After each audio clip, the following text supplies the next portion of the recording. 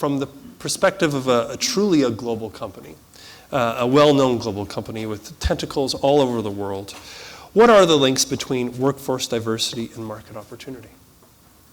When I started, and you mentioned that with Siemens in 1988 as a young engineer, so Siemens was, would say, a German company with a European footprint and a global aspiration. So of course we were always global in the way that we did some business in some countries. But when you looked at our company, so we had more than 400,000 employees at that time, and more than 60% of those employees, they worked in Germany. So, and now, in 2016, we have around 360,000 employees worldwide, and more than 60%, I must say, even maybe close to two-thirds of our employees are abroad. So, and our markets are abroad, and Germany is by far not the biggest, I would say, regional entity anymore. It's the US. So then it's Germany, it's the UK, it's China, India. So of course also in Latin America we are very present. And when you see that the market is global, also your solutions and your services, your products you offer to the markets needs to be global. And then you need people to develop those services and products and also deliver those services and products. And that can also only be successful if you have a very diverse workforce and also a network of a diverse workforce in order to be successful. So for us, it's a strategic imperative. It's a core element of our strategy, and it's necessary for Siemens to grow. For me, it's very clear diversity is not just something you have. It's a strategic imperative. It's not, for me, just a trend. It's something where we build our company on, where we keep our company and corporation relevant for the future. And that is, for me, really a very important element for the prosperity of the company, but also what we give back to the societies and to the customers we work with. So that is a very strong and very significant core element. From the perspective of a client-facing business that has deliberately grown a diverse employee and client base, why should there be a strategy to support newcomer/immigrant business clients?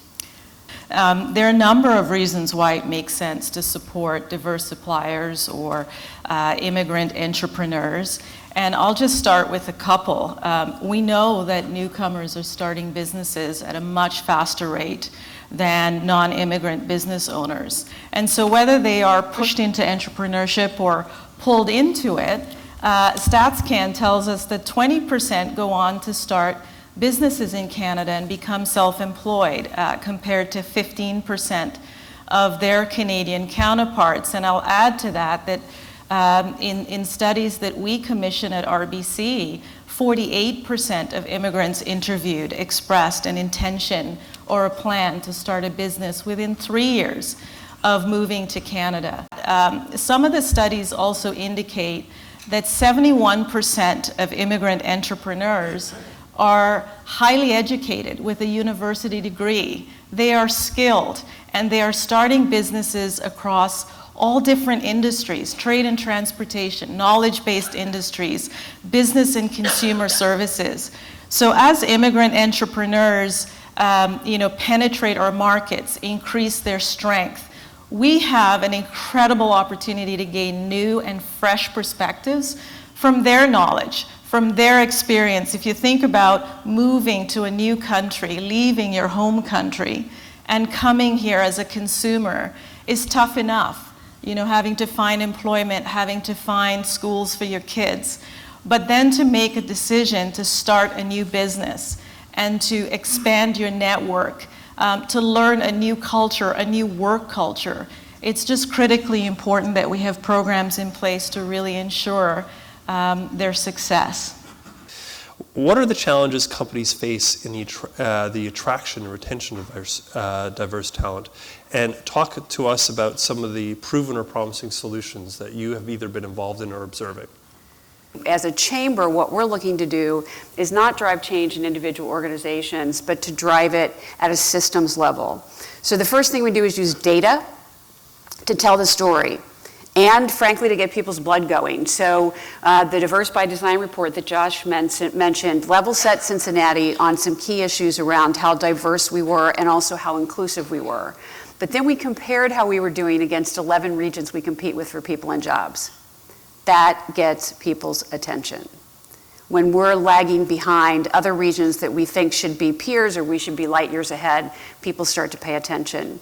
We used data to tell a story about how we were falling short and actually bringing all of the people who are already in our community to full inclusion. So we have a great racial divide in our community, which is true in many cities in the US, and this helped us to shine a light on it and make sure that we were going to do things that made a difference. The second part of our strategy is to be absolutely intentional about changing the picture. So Bill Fry, the great US demographer, would tell you that migration is going to happen into the Midwest whether we wanted to or not. It's going to happen from the coast because you're all going to get too crowded and it's going to come our way. But we think it would be too slow to wait for it to happen organically, and that we have to pull it to us as opposed to waiting for it to arrive on our doorstep.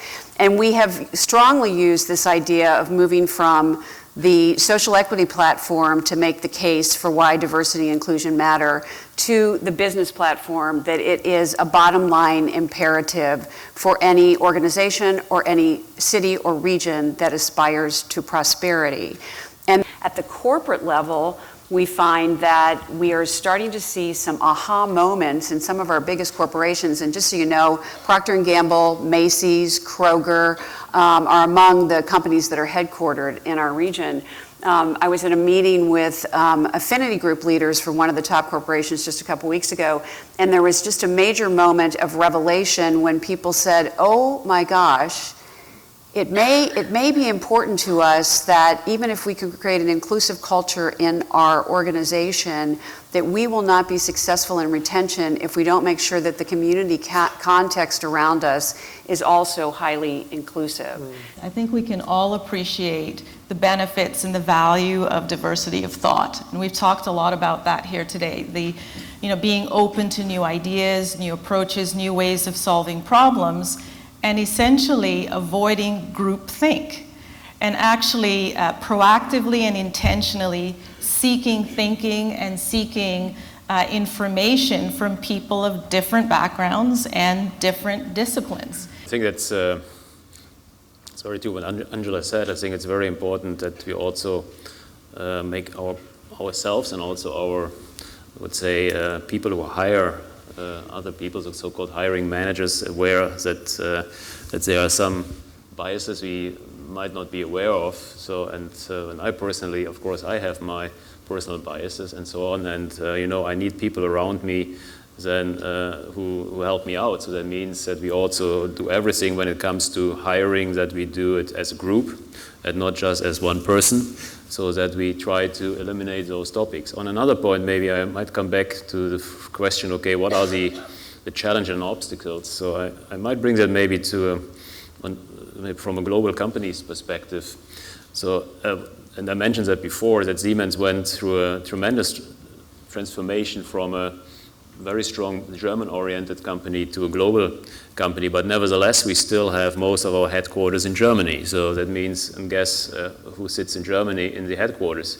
So that's also an issue, and when you don't really then bring also the core function and headquarter functions into the countries where you are active in, so you also might see some obstacles in terms of diversity, because then the top management of a company also needs to represent that. And you see in a lot of global companies, they do a lot of work on that, really to bring different people with different background other than where the company was founded. You see it in companies in the US, yeah, so you have a big competitor, so same. So they do those efforts, we do that. So, but that is I think that's something we need to do.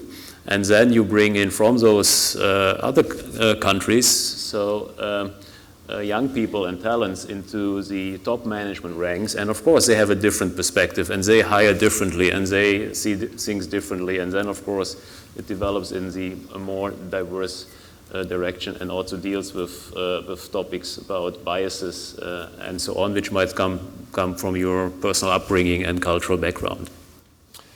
And I think when we move away from looking at diversity as being a physical characteristic and really redirect the focus to being more around diversity of thought and understanding how different thinking and different ideas can actually make a difference and invite that kind of creativity, I think what we started to see happen was people looking beyond that definition, that traditional definition, and thinking about how they can contribute and the difference that they can make to the objectives that RBC is trying to meet.